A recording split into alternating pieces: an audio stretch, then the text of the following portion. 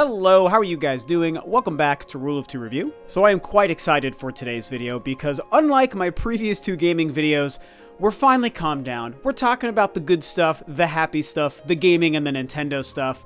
The previous two gaming videos were all about ranting and things that are just not awesome right now, with some companies doing really crappy things and we're not happy about it. And although it's good to kind of get that stuff out of your system, and I enjoyed being able to vent for a couple of videos, you guys know it's not typically what I do. It takes a lot to get me angry, so I'm pretty glad to have that stuff behind me, as important as those videos were, and let's just talk about the good stuff. Also, one really quick and super awesome thing I wanted to touch on before getting into the main topic. We should definitely talk about that sweet, sweet Xenoblade Chronicles 2 Nintendo Direct that happened earlier today. What an awesome day to have that Direct. I think it's just what I personally needed after all of the ranting I've been doing the last couple of days. And man, that game looks so freaking good. I mean, I was saying this on Twitter and tweeting about it. I was already hyped to the max for that game. I was so excited. The first Xenoblade Chronicles on the Wii is one of my favorite games, one of my favorite Wii games, one of, if not maybe, my favorite RPG of all time at this point. It's really tough. I've held Tales of Symphonia and Mass Effect 2 very, very high on my list, but I'm also not extremely well versed in RPGs. I've only played a handful in my day. But because I loved Chronicles, and I thought X was really, really good as well, I was so excited to see a new Xenoblade game coming to the Switch and announced back in January, early on in the life of the Switch, before we really knew what that thing was going to become. And what they showed in the Direct today was great. You know, I'm sure we all watched it or caught up on the news. The DLC stuff is fine. I'm not, like, in love with it, but it's also better than a lot of the stuff I ranted about in my last video. It's like normal, typical, additional, single-player-based DLC in a Season Pass form can be okay. And we've yet to see Nintendo really screw the pooch on the DLC side, so I'm excited. The game looks gorgeous. The worlds look huge. I'm a big fan of the more anime art style. I think the character models are beautiful looking, and the game just seems like an amazing example of what kind of power and visuals the Switch can really push. I mean, that combined with Mario Odyssey and what's happening with Doom, and we know other third-party games starting to really showcase the visuals of the console. I mean, it's really nice to see this stuff, and it really shows that the Switch might not be as weak as some people think. Anywho, let's get to the topic at hand and discuss a little bit more of Nintendo and the Switch in 2018, which I'm sure you guys are familiar with this topic coming from me because I love to talk about the future. It's just fun. We don't have all the answers. It's just all about predicting and guessing and talking about our wish lists and our dreams. And there's a lot to dream for when it comes to the Switch in 2018. It will be officially getting into the second year of the console's life. We all know about the incredible first year that the Switch and Nintendo have had. I discussed it a couple of weeks ago. I think 2017 is the best single calendar year for Nintendo, if not ever, at least in the last 15 or 20 years. There's obviously strong cases for prior years, but I feel like when you look at from January 2017 to what will be the end in December 2017, holy smokes, they absolutely killed it with a brand new system and a change in their marketing and a new face of the company and some of the best success they'd seen in a very, very long time. But 2018 also needs to be very strong. And I've talked a few times about the third-party situation, where that might go in the future, what we might expect from third parties next year. I highly recommend watching those videos. I even recently discussed which titles I expect to see, because I do expect to see fairly, if not very strong third-party support for the Switch in 2018. But the true test, and a lot of us Nintendo fans already have been thinking about this, is what Nintendo themselves will actually do and what they will deliver to us on their new console in 2018, in year 2. And that question, I think, really feels more important now than ever, simply because of how strong 2017 was, and we've all discussed it numerous times. The launch year for their new console has had so many incredible first-party games. They've already knocked out a brand new Zelda and a brand new Mario, which is huge and crazy to think about for a first year. They've already introduced us to a new IP. They've given us a remaster of a fantastic Mario Kart game from last generation, and they gave us the first sequel to their previous new IP, all in this first year. Not to mention some strong third-party support coming, and then randomly even another Xenoblade game. I mean, I don't know about you guys, but it feels like Xenoblade Chronicles X is still kind of a newish game. I mean, it feels fairly recent, at least to me in my gaming life, and it's like, oh my god, yeah, in like 4 weeks, we're gonna have even another one. Like, where did this come from? But it's tricky, because with all of these great games coming out already in year 1 for a brand new console, where does that leave year 2? What kind of stuff can Nintendo use to further fill the gap and further supplement the software on their new console? I mean, that's the thing. Yes, we're seeing strong third-party support, and I do believe we're going to see even stronger and better third-party support, so that is a great way to carry your system. It's what the other two guys do. But Nintendo traditionally does rely and hang their success hat on their own games when it comes to their hardware, whether it is a console or a handheld or the weird handheld hybrid thing that is the Switch. And so they need first-party stuff in 2018, and us as gamers and Nintendo fans and Switch owners need to see more stuff from Nintendo as well. Just because I expect more third-party support next year doesn't mean I think it's going to be enough to carry the Switch outright. Nintendo needs some good stuff, and honestly, as a Nintendo dork, I want to see more Nintendo stuff, you know? So let's get into some titles and some possibilities. That's the real thing I was excited to talk about. Of course, we know of a couple things that are already confirmed, and barring delays, we can expect 3 main Nintendo franchises to show up in 2018. Obviously, the brand new Kirby game shown off at E3, the brand new Yoshi game shown off at E3, and they've also promised us a brand new mainline Fire Emblem game, which will be their first console Fire Emblem game since one of the Radiant games on the Wii. I forget which one. There's Path of Radiance and Radiant Dawn, and I forget which one released first on the GameCube and then on the Wii, but that was the last console Fire Emblem game we saw, and then we've seen some great handheld Fire Emblem games throughout the years since then, and I do think Fire Emblem on the Switch next year, if it lands in 2018, which I suspect it will, I think is going to be a huge seller. But as I've also said, I don't quite yet think Fire Emblem is going to be moving to system seller status, the way Zelda is a system seller, Mario Kart is a system seller, and Mario games like Odyssey are system sellers. Also, Pokemon is a system seller, but we will get into that in a moment. When it comes to Fire Emblem, I think it's just going to sell massively well to whatever Switch install base already exists at the time that it launches. So, mark my words, it's going to be successful, it's going to be great, but it ain't going to move new Switches, and it would be nice to see some of those caliber titles coming from Nintendo. Obviously, the other big elephant in the room are the other 2 huge confirmed games from Nintendo that we know about, but that we don't know when to expect, and I've talked about them, you know what they are: Pokemon, and one Metroid Prime 4. Oh my goodness, my favorite thing in the world, freaking out at when that game will possibly release. I just cannot wait.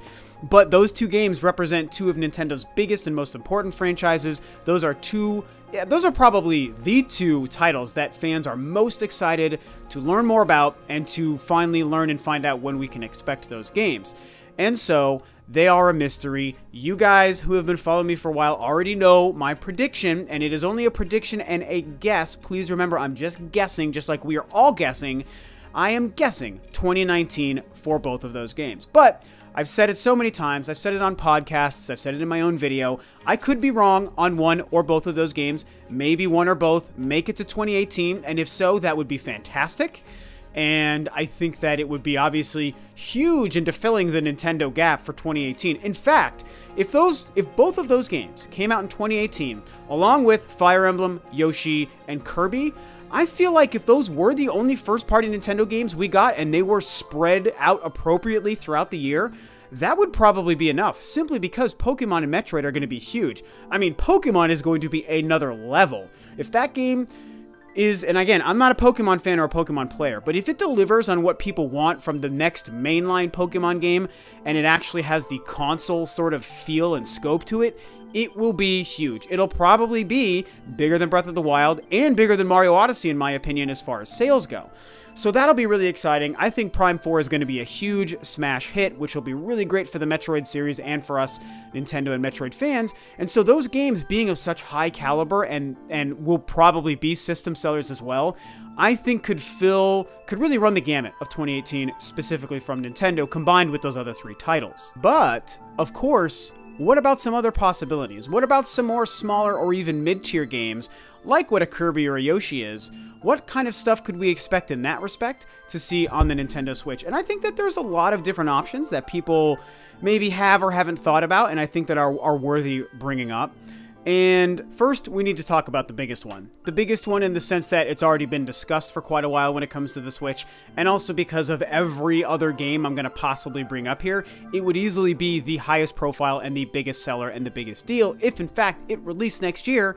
And it's Smash Brothers, man. It's some kind of Smash Brothers game. whether it's Smash 5 or whether it is a remaster or port of Smash Wii U, you know, some sort of Smash Deluxe that combines a lot of the 3DS stuff with the Wii U stuff into a brand new Switch package. Whichever one of those it turns out to be, that would be huge for next year. And I've been so back and forth on what I believe as far as the Smash Deluxe sort of talk.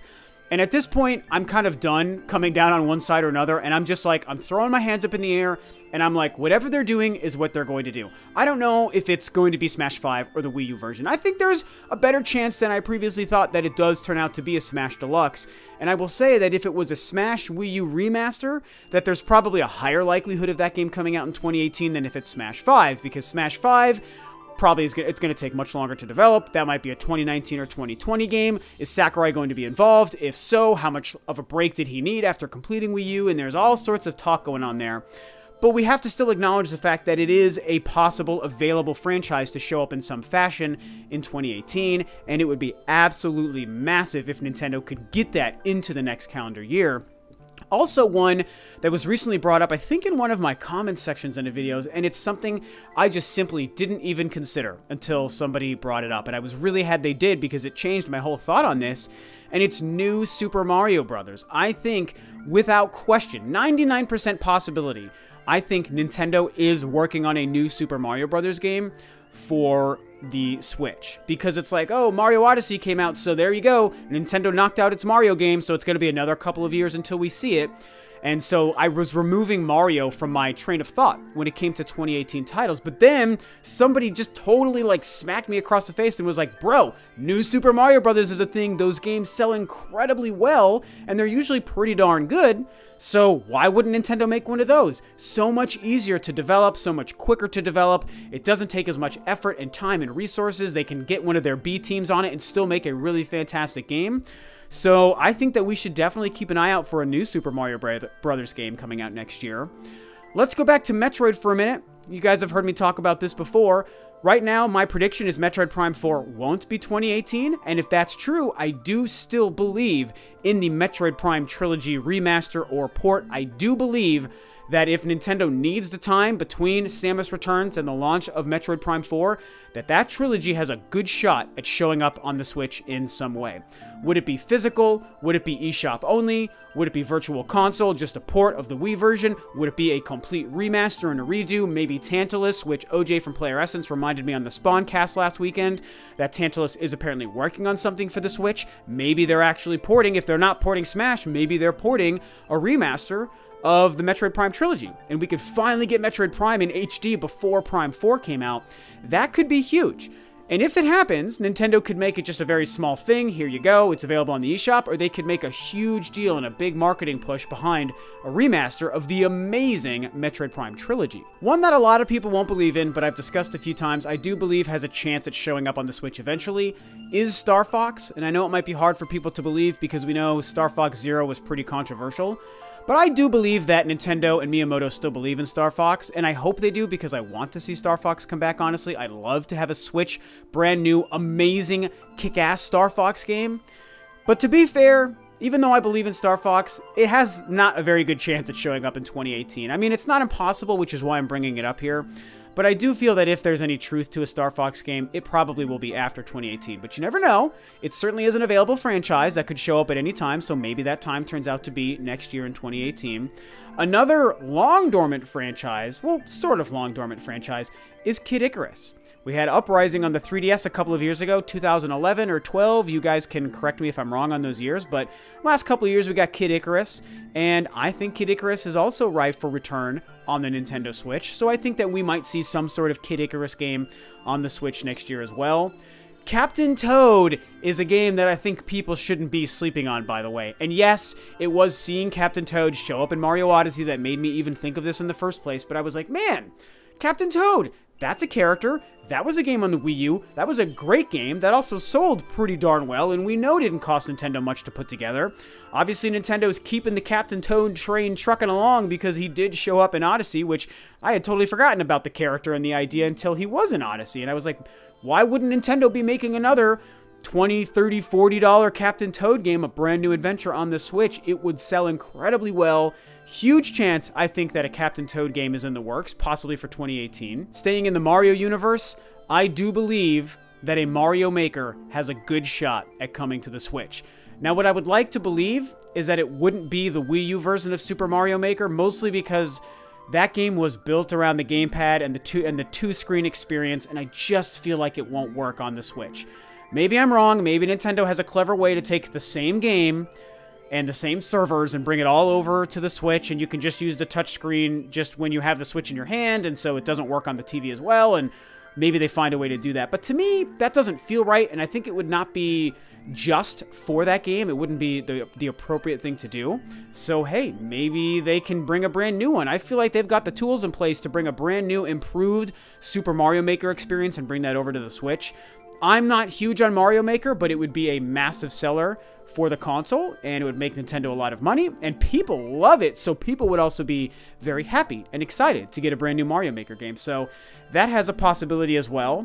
And the last two games I'm going to run down here, let's talk about that Donkey Kong. I feel like Donkey Kong or Donkey Kong Country sure could show up on the Nintendo Switch at some point soon as well.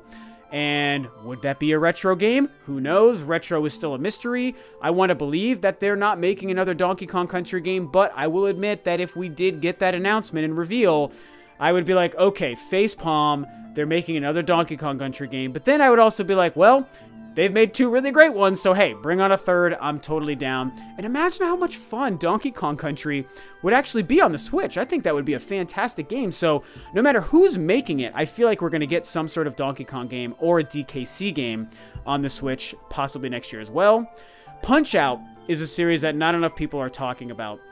And I'm not going to lie, I even have to remind myself Punch-Out came out on the Wii. And you guys are going to want to just burn me at the stake for saying this, but I never actually played Punch-Out on the Wii. I never had a chance to play that game, which I was so sad about.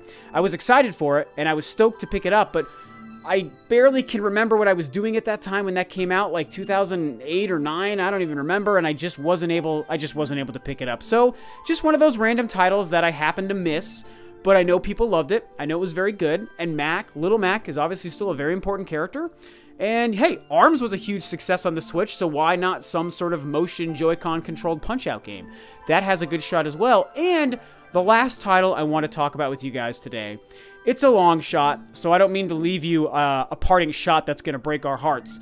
But let's talk about F-Zero, because F-Zero is another one of these long dormant franchises from Nintendo that we've all been waiting for and wondering about for a long time. I mean, back into the Wii days and the Wii U days, people were saying, where is F-Zero? And Miyamoto had a quote sometime around 2011 or 12 about, oh, you know, we like F-Zero and maybe one time eventually, but right now there's no plans. We haven't figured out what kind of controller.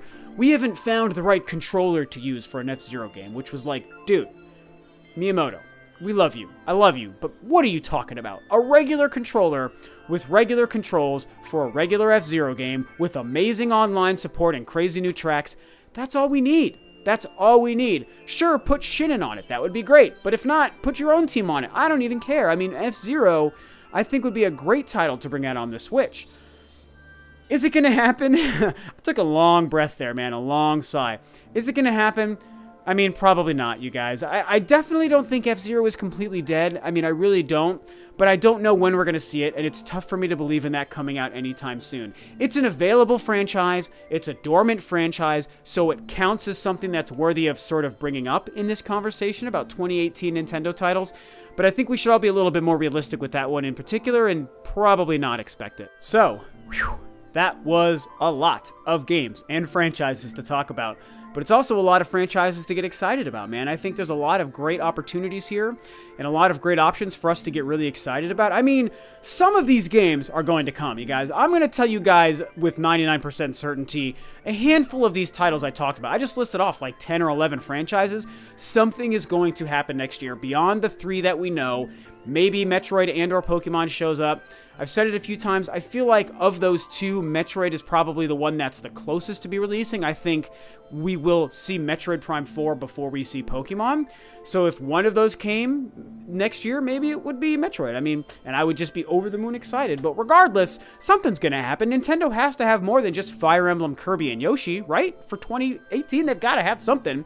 You know, we're going to get Nintendo Directs. We're going to get new indie games. They're going to give us surprises. We're going to have an E3 where Nintendo drops a bomb we didn't know about. So something on this list that I talk about will show up in 2018. And I want to hear which ones you guys believe in the most. What do you expect of all of the games and franchises I listed today? Which ones do you believe in the most? I'm sure there's probably a handful that I didn't even bring up that maybe you are expecting or wanting. And of course, talk about that below as well. I want to hear all sorts of first-party Nintendo stuff we can hopefully expect in 2018. So I'm going to call that a wrap for this today. This was a lot of fun. A nice palate cleanser after my 2 rants in my last gaming videos. So it just feels so good to do the good stuff again. So talk about all these Nintendo things in 2018 below. Thanks, of course, for tuning in, guys. This is Rob of Rule of 2 Review, and I'll catch you next time on another video.